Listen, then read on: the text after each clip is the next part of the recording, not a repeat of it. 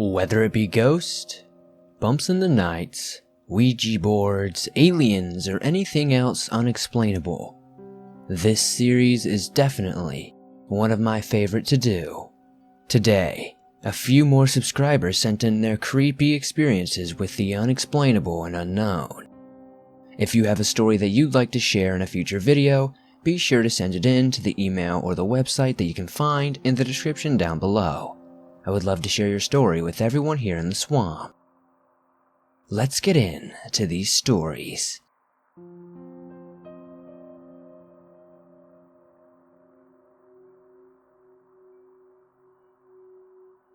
This one comes from another driver of the same company I work for. A little background on Paul. I feel is important to this story.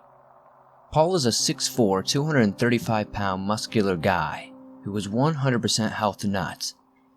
He doesn't drink or use any type of tobacco products. He also very rarely is scared by anything. Also worth noting, all of our trucks have inboard cameras facing the driver and road in case of an accident. There is evidence of what happened. They only come on if the truck experiences a hard impact or the driver slams on the brakes, but only records for 13 seconds. Now, on with the story. When a truck has any sort of problem that the company believes its mechanics can fix, and if it's near an S terminal, they will generally have their driver bring the truck to be looked at. One day while in our Alabama terminal, Paul noticed his truck was idling funny, so he decided to have it looked at before leaving. The mechanic looked at it, found the problem, and said he would have to swap it into a different truck for the time being, as the repair would take a few days, which Paul did not have. He assigned him a truck and said, "It's been freshly processed, the previous driver suffered a heart attack and died in the sleeper." Paul just shrugs it off and puts his bags in it, back under the load, and leaves. The first few days went about as normal as they could go. The fourth day, however, Paul said he began to notice a very odd smell, like maybe a cigar or incense was burning. He blew it off thinking maybe the previous owner smoked or burned some candles or something when he parked. The smell goes away and Paul continues on his way. When he finally stops that evening, he goes inside the truck stop to grab some food. Paul always brought his Yorkie, Sylvester, with him, so when he stopped he could crack the window of the truck and allow fresh air for his dog.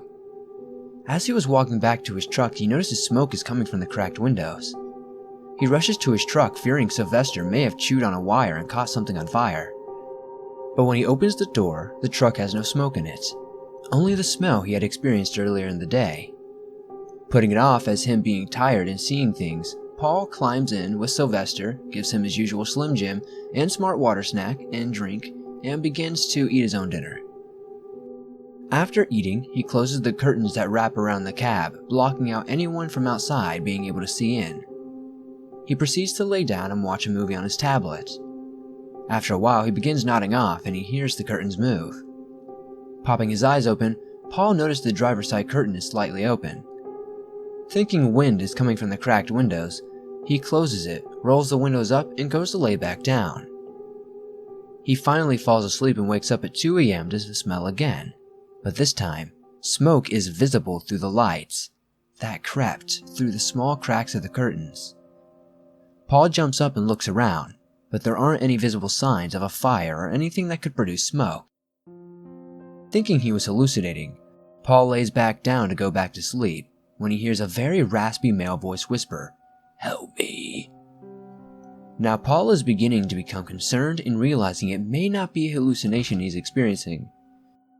But remaining optimistic, he puts it off as he's still being an hallucination and rolls off over to go back to sleep.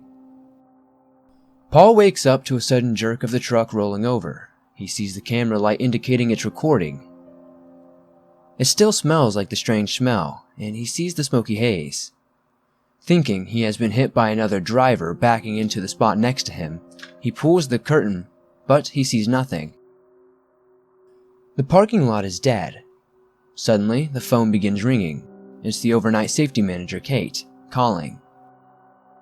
Paul is thinking that they are calling to see what happened. He answers by saying, "Hey Kate, everything is okay." Kate frantically shouts at him to get out of the truck now. "Don't think about it, just get out of the truck." He grabs Sylvester, climbs out of the truck, while yelling, "Kate, what's going on?" He asks her, confused and still half asleep, "Paul, there is a man in your truck. You didn't see him?" He assured her he is the only person in the truck, and even goes back inside to show her nothing is there. Kate says, "Give me 1 second and I'll FaceTime you and show you." He accepts the FaceTime and sees the computer screen with the video feed from his truck. Kate starts the video and immediately notices a large, transparent man sitting in the passenger seat staring at him as he sleeps. Extremely unnerved by this, Paul immediately jumps out of the truck yelling. Kate asks if he can see any more of our company trucks in the lot, as it's near a terminal and generally has more than 2 of our own trucks there. But Paul was too shaken up to be able to notice anything. Knowing he would only be able to drive again within the hour, he asked Kate to send a request for him to go home into another truck. Once he found her, she was very pale and noticeably distraught.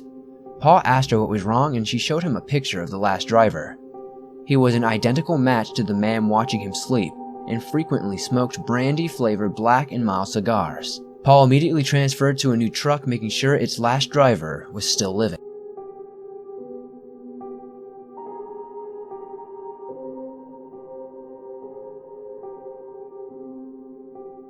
Let me start out by saying, I did not believe in ghosts, demons, or anything of that sort until I lost my papa to dementia.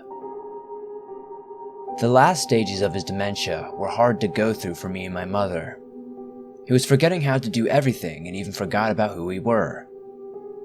Me and my mother stayed up so much trying to take care of him day in and day out that we were very much often sleep deprived. One day in particular, I was going to eat Chinese food with some family, and mind you, I was definitely sleep deprived that day. I looked up into the clouds. I was always taught to look up into them and you'll see nice things. That was, however, not the case of this. I had a bone-chilling experience that sent chills down my spine. What I saw, I wouldn't ever wish this on anybody else. It was a silhouette of something with a tail and horns in a white cloud. It scared me so much that it made me sick. I saw this a week prior to my papa's passing, which made me feel even worse about the situation. I refused to leave my papa's side. I wouldn't let him see me cry though. When it came time for his passing, a day or so before, he said he saw a light or a knight and looked directly behind me at our door. I watched him pass away and it hit me like a ton of bricks. I watched his spirit go and the message he left me was "I'm sorry," and then he was gone. After he passed, my mother noticed something strange. We are a Christian family and have been taught to be absent from the body meant to be present with the Lord. My mom saw my papa's dark silhouette, or what appeared to look like him, in my sister's picture frame. I didn't believe her at first and thought it was just the grieving process until I saw it for myself. I thought I was going crazy and had myself checked for schizophrenia. I'm definitely not a schizophrenic. My mom asked our doctor about the situation, and he said it could be an illusion, but there's nothing in the way of the picture frame, nothing reflecting. We used all the logic in the world we could find, and you can still see it when it's dark. Recently, we invited our elderly neighbors over to check it out. They are best friends of my papa and mama, and they saw it as well. I invited my aunt and cousin to see, and my sister and a few of my friends, and they all see the same thing. One of them freaked out and said, "I gotta get up out of here." We thought he was looking after my sister because she was going through a lot. It's still a mystery what's there. It doesn't hurt anyone, or at least it hasn't yet. It does give me a super spooky vibe though.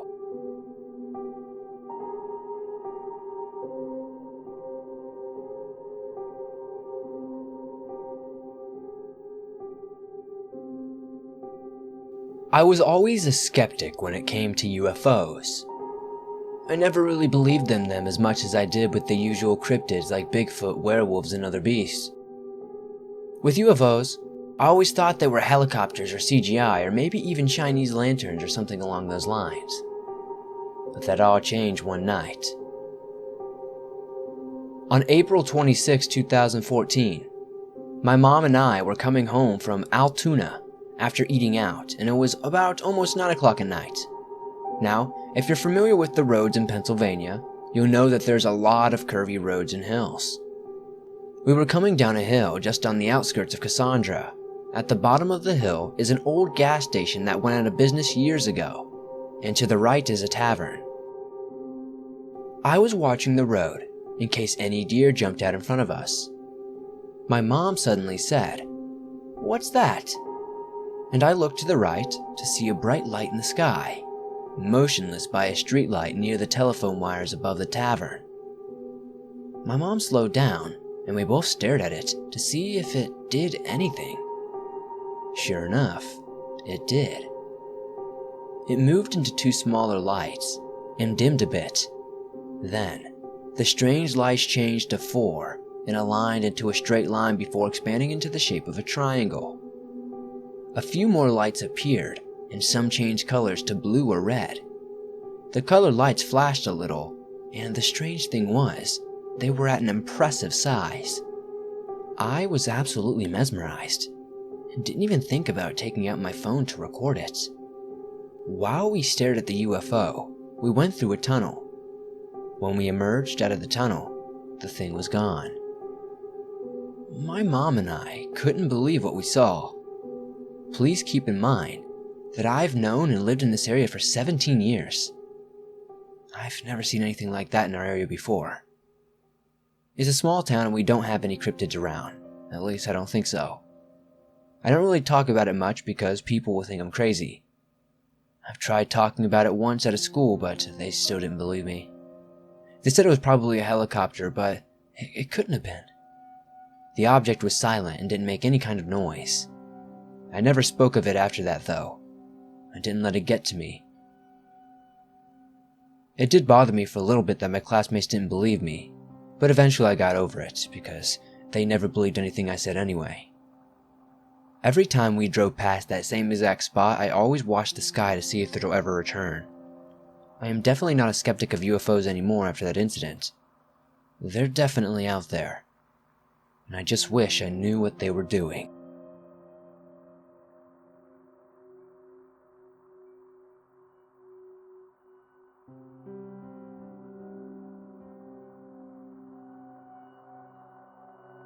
For a while now, my husband and I have collected several vintage and antique items. But for the past 6 years, I've been collecting vintage and antique dolls. I don't find dolls creepy like most people do. I find them to be pretty things children can play with and find company when they feel alone. Since most of the dolls I buy are old, I don't know the names the original owners gave them. So most of the time I just give them names that I can't get out of my head when I think of the doll. This one doll I got from a doll shop a while back has been one of my favorites. A beautiful composition doll for the late 1930s. She has very childlike features to her. When I got her, I couldn't come up with a name for the longest time. Then, one day, the name Emily popped into my head. I don't tell people what I name the dolls I buy because I believe each person should name the doll something special to them. Now, my husband and I would babysit the 3-year-old from time to time downstairs. When his mom had to work late or overnight because she worked at a hotel, he would play with some of the dolls or toys we had to keep him entertained. When he would ask me what I did name the dolls, I would always answer, "You call them whatever you want, and they will answer." And he always said okay. One day, he wanted to play with this new doll I got, which is Emily. He asked me what he always asked me, and I gave him the usual answer, and that was that. The following day, his mom asked me if I can go with them because she had doctor's appointments and wanted company. I said yes, of course, because I saw more as a friend than a neighbor. My husband had the day off, of course, and he came with me. He said he wanted to take the little one to the toy store. So we all went together. While waiting for my friend, her son was reading the children's book that were there. One of the book was a beach book.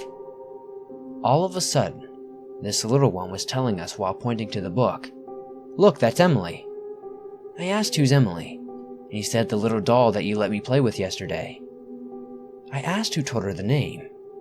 He said, "Oh, she did, and she said she's very happy to be living there." I gave a look of shock to my husband. We didn't talk about it until we got home. We decided to keep the doll in a case just in case the little girl's soul was trapped in the doll. But we have noticed that all the dolls in the same room do get moved the same way all the time, except for Emily.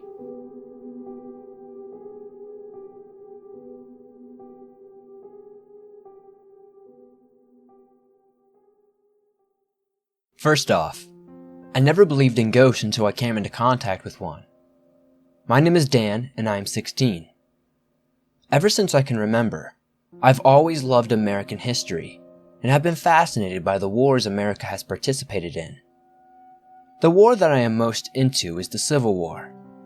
I am a firm believer after the experience that I had at one of the most haunted places on the planet. That place is Gettysburg. This story takes place in spring of 2017. For spring break, my mother and I decided to take a trip to Gettysburg with my grandparents, since my grandfather was the one who initially got me into the Civil War. My family has been going to Gettysburg as early as the 1970s, and I myself have been there 8 times. We have toured the battlefield during the day, and I wanted to tour the battlefield again since I was leaving the next day. My mom agreed to take me out again that evening. While my mom and I were out in an area called Little Round Top, there were some of the most ferocious fighting in the 3-day engagement that took place. I was driving our car behind the wheel. This particular battlefield was pitch black, not a single street lamp for miles, and my mom and I were the only ones there. While I was driving, I started to get a feeling of dread and was becoming anxious. I could only see what was in the darkness ahead of my headlights.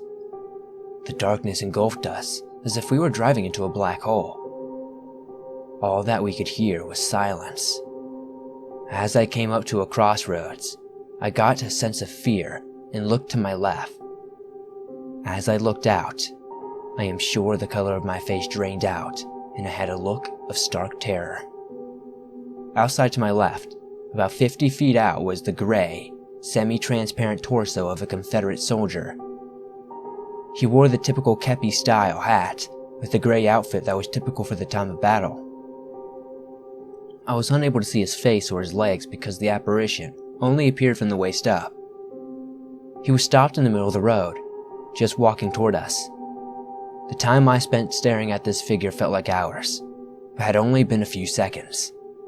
As soon as I came to, I turned the car right and sped out of there.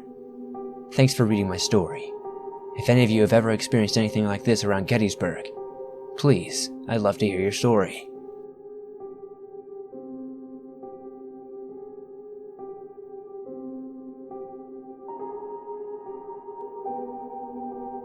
Over a decade ago, my best friend told my sister and I a story. We were all in college and she was living at her parents' for a while. They live not too far outside the city, but it's a hilly farmland, so most of the houses are pretty far apart. A family friend lived in a house across the field from them. This is what she told us. Her friend cut across the field the other night to come over. It was a clear night and a bright moon. All of a sudden, a huge shadow flew overhead, completely covering the light from the moon, so he claimed. The shadow flew straight to my best friend's house. Shaken, he continued on, and once at the house, told my friend and her family what he had seen. That night, or a couple of nights later, my best friend saw a dark, 3-dimensional blob hanging from her ceiling. It was darker than any shadow in the room. It hung down like a half circle or a raindrop. She saw it every night. When a light was on, there was nothing. She spent days moving things around in her room and outside her room, but the shadowy blob remained there. It didn't scare her, but she felt it was watching her. She was just started sleeping with her bedside lamp on to try to help her feel better. My sister and I thought it was a weird story, but, whatever. About 2 years later, I had completely forgotten about my friend's story. I was home alone from college for summer and had to stay in my brother's old room. Things were fine for a week or two, but one night, as I was falling asleep, I saw a three-dimensional blob sticking out from the seam where the wall meets the ceiling. It was darker than any other shadow in the room, and I had the strangest sensation that it was looking at me. I was very irked, but not afraid. I moved things around inside the room and out over the next few days, but always it was in the same place. I started sleeping with the bedside light on, and I would turn it off for a while to let my eyes adjust to each night to see if it was still there, and it was. Then after about 2 to 3 weeks, when I saw it, I found it had moved up toward me, still along the seam, about 3 feet. After that, I just kept the sort of light on. I was in and out of my room for several years, and I had never had a light off. I finished school and moved here and there, and any time I ever had to stay in that room, there's some kind of light on. I did check again though, and every now and then, over the past 5 odd years, I haven't seen it since. I never saw it in any other room or place that I lived. Final notes. The shadow the friend certainly saw could have been an owl, but he wasn't sure. But who really knows? My friend and I gave a cute name after I remembered her story and I told her I saw the same thing. Again, we got the impression that it was just curious and looking at us, but not up to anything sinister. I'm not a believer in shadow people or creatures, but honestly, I don't know how else to describe this blob.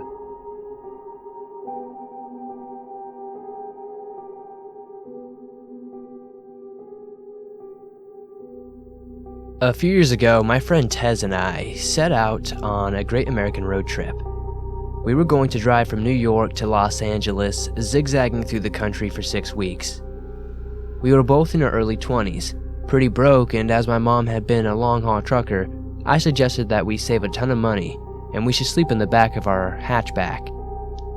It was a pretty cozy setup. We bought some blankets and sheets at Goodwill and cut them up to make curtains. By the end of the first week, we had gotten the setup camp in about 10 minutes.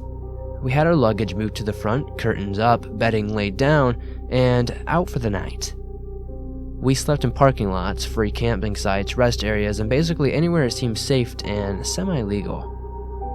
There was never a night after the first night where we felt scared, until the last week on the trip, in Arizona.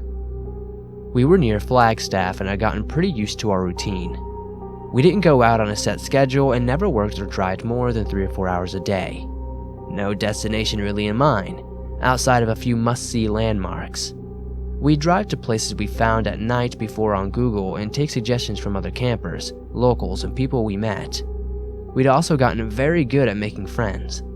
We went to Denny's with a group of rednecks and met a campsite. In the back of their pickup, because I got hungry and overheard them saying they were going to go, we met an 80-year-old cowboy who took us out to drinking and taught us to line dance at a country bar. We played the guitar with some musicians in the middle of a thunderstorm, got fed breakfast and dinner by tons of campers who invited us to hang out with them, and spent the 4th of July with a family who basically adopted us into their campsite. Basically, every encounter we had with a stranger was a positive one. This night didn't look to be any different. We found a free campsite on Google and drove up into the woods, following our GPS.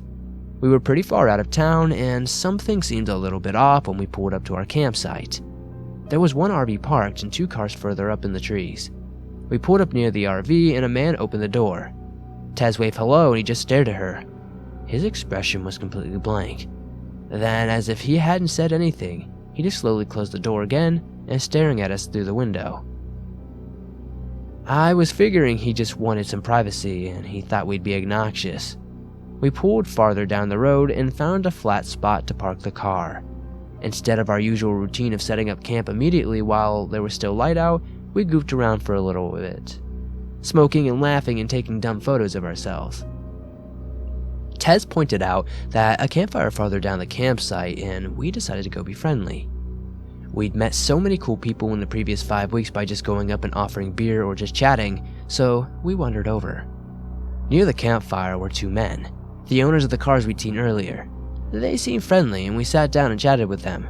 They were drinking and smoking, so we sat down and had a beer with them. One of the men seemed pretty off, and we came to find out that 2 of them didn't actually know one another.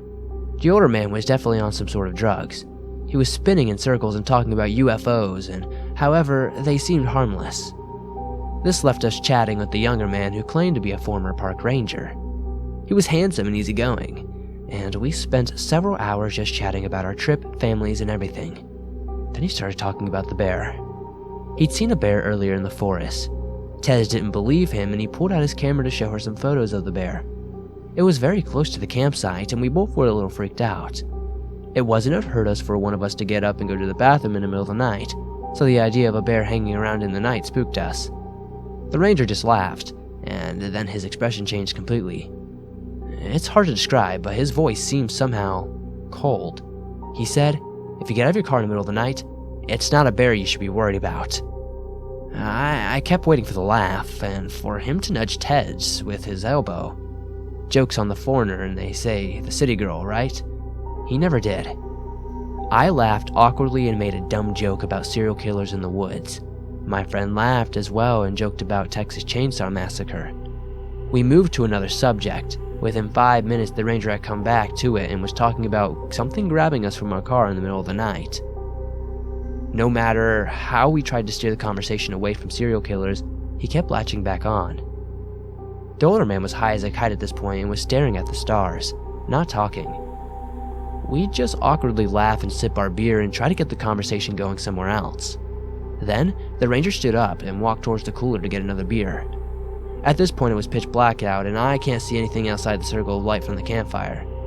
The beer cooler was outside the circle. Suddenly there was a red dark in the darkness, and it took a moment for me to realize that it's a camera. The ranger is holding a camera. He had taken a photo of us. I could see the screen on the digital camera light up. Now, it wasn't very odd for people that we met to take pictures with us. My friend Tez is gorgeous, dark hair, blue eyes, with like a young Megan Fox, and we were pretty friendly. People like having pictures of themselves, too. It was an extremely strange thing to have this person taking pictures of us without asking or even indicating that that's what he was doing. We were both staring at him like deer in headlights at this point, but instead of realizing what he was doing is a bit weird, he checks his camera, adjusts some things, and takes another photo, this time with the flash, not asking us to smile or proposing a group photo, and no explanation. After this photo, he comes back and sits down by the fire. Not a word said about the photo. At this point, me and Tez are mutually freaked out. We make some BS excuse that we need to go set up our campsite and nope the hell out. When we stand to leave, the UFO guy smiles and says, "Have a good night." Ranger, however, looks at us and smiles and doesn't reach to anything, and he just says, "Be careful out there. There's more than bears in the woods." Every hair on the body stood on end. I wasn't alone in my discomfort either, because Tez laughed a response out and pulled me away from the campfire towards our car. We rushed back to the car, which we only found in the dark by referencing the RV, and jump in the front seats. My friend Tez is all about hyperventilating. Why did he take pictures of us? I was shaking. I responded, "I read the serial killers sometimes warn their victims." She stared at me for a second and locked the car doors. "Do you think he just took victim photos of us?" We both freak out. She's in full panic mode, turns on the headlights of the car, and I immediately yell her to turn them off because now he knows exactly where our car is. God knows why, but that's the only night not to set up our camp. We didn't need to tear anything down, so we just got out of there as soon as light came. As we got into the dirt road, the ranger was walking towards our car, and with that same cold expression. So I hope I never meet that ranger again.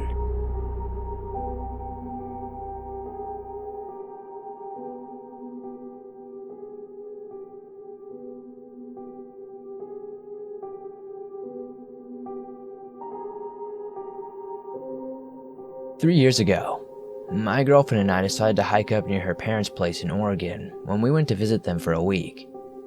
We decided to bring camping gear and stay the night. I had only been camping once before, and it was in Boy Scouts, so it had been a long time.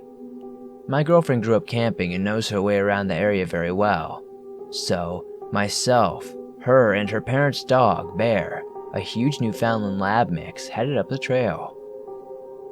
We saw a few people out, but they were mostly just day hikers. People loved Bear and stopped to pet him. So a little after 6 we made camp, set up our tent, and pulled out our grub. We had decided to buy big sub sandwiches, stuff for s'mores, chips, and a few tall boys of beer. I fired up a joint and she pulled out her guitar after we finished eating. Great relaxing night, and we started winding down, getting ready to head to bed. She was in the tent getting dressed for bed, while I was finishing the joint and making sure the fire was out. Suddenly, Bear growls this low, menacing growl I've never heard him do before. I pet him and look around, figuring it's an animal or something. We get to sleep at around 1. I wake up and my girlfriend is shaking. She looks terrified. I hear Bear growling beside us, and she holds her finger up, talking low. She tells me she woke up to voices.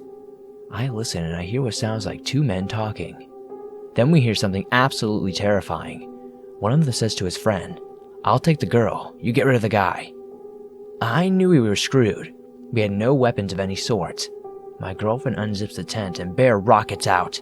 I've never seen him move that fast in my life. I hear one of the guys yell, "Oh shit!" and I hear Bear snarling and growling, and I hear them running.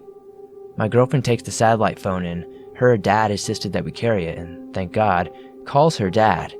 He calls law enforcement and they sent people out to there. They told us to stay in the tent. Bear comes back out of breath with no sign of the guys, and we wait for the ranger. When they show up, they find no sign of the guys, save for truck tires and some cigarette butts. They gave us a ride back down to our car later that day. Bear got a steak and plenty of love.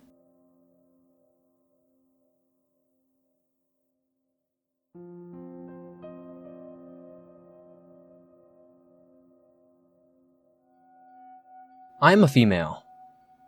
It was Thursday and I had an alarm for 6 a.m. because I had school. I woke up to my alarm blasting in my ear. I grabbed my phone and turned the alarm off. I was awake now and was glued to my bed, so I decided to go on Instagram. That's when I saw it. Someone standing 1 foot away from me. My vision was a bit blurry, but I could see what she was wearing. She had long hair and a nightgown with flowers. Her legs were so pale. She was in front of my brother's bed, moving side to side gently while looking at me. I was paralyzed. I couldn't move. I went under my covers and started rubbing my eyes when I accidentally scratched myself. That's when I realized I wasn't dreaming. I pulled my covers off and she was still there. All I could do was call for my brother's name. For my brother's privacy, we'll just call him Jack. I whispered while crying, "Jack, use your flashlight." I said this about 5 times while crying louder. He heard me on the 6th time and he woke up and grabbed his flashlight. That's when she vanished and my dog woke up. I was still scared and crying. I told my brother what happened and I still went to school. When I came back, I told my mom, and what she said still gives me chills. She said a woman had died in our house. She used to live with her son. When she died, her son moved away and my mom rented the house. I'm no longer comfortable being in this house alone.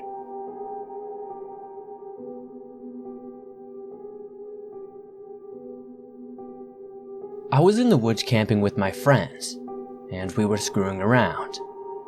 Just a normal teenage activity. By the time everyone was starting to bunk down, we heard some screaming across the park. We dismissed it as a pack of coyotes howling at the moon. As it turned out, what we heard wasn't coyotes, but actually something much worse. Later that night, I woke up to the sound of sticks snapping. I thought it was my friend putting more wood into the fire, which didn't make sense because we were trying to sleep, and we didn't need the fire at that moment. I whispered to my friend, and he was in a tent. We decided it was just a critter and rolled back over to sleep. Then something started scratching at my tent. I was still half asleep when my friend called me, "AJ," and I realized it wasn't my friend, but there was this huge shadow of this thing outside my tent. By my estimation, it was easily 7 feet tall. It was trying to get in my tent, and when I realized what it was doing, I grabbed my hunting knife. I take it with me on camping trips, and yelled at it to get the fuck away from me. I realized I knew it was coming for me, and it started to scratch at the tent more. At which point, I screamed louder than I have ever screamed in my entire life. I think I finally scared it off with that. We decided to pack up and head the hell home. When we got to the exit of the park, I felt so relieved, and when I got home, I did some research and found out What was most likely attacking us was probably a skinwalker or a wendigo. I had heard of them before but never encountered one. Thankfully, me and my friend survived.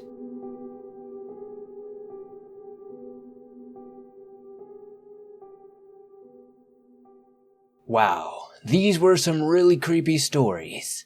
Thank you guys for sending them in. If you have a story you'd like to hear in a future video, be sure to send it to the email or the website you can find in the description down below. I'd love to share your story with everybody else in the swamp. If you enjoyed this video, be sure to hit that like button, as it helps me out a ton. If you're new to the channel, hit the subscribe button and turn on notifications to never miss a new video, as I upload videos almost every single day and all things creepy and anomalous. Comment down below letting me know you made it to the very end. I'd love to see how many of you guys listen from beginning to end. See you guys soon with another creepy video.